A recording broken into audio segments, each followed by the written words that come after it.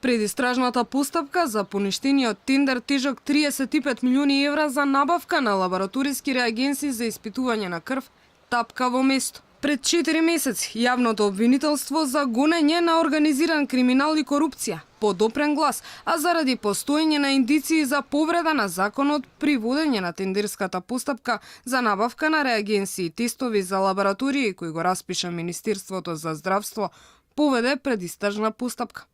Истата се уште трае. Министерот за здравство Филипче претходно го стопираше 35 милионскиот тендер.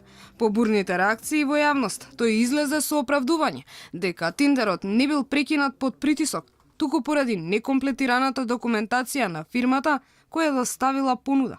Претходниот тендер предизвика низа контроверзии, откако се обелодени дека само една фирма се јавила како понудувач, а како подизведувач компанија која била регистрирана 4 месеци пред распишување на тендерот.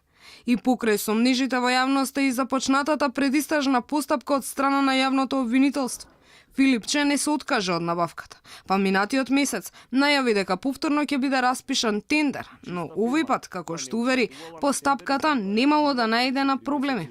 Сметам дека на ова може да одговорат само спремни со огромно реноме и искуство светски компании. Така го структурираме сега оваа постапка, овој тендер. Минатиот пат целата постапка не беше делива и тоа беше една од препораките на второстепената комисија. Сега се лотовите и целата постапка правени да така да сите компании, вклучително и нашите, кои што се представници на реномирани светски компании, може да конкурират и сами и групирани. Тоа го оставаме на нив. Тендерот се уште не е објавен, а според најавата на министерот Филипче, тендерската постапка требаше да започне пред една недела.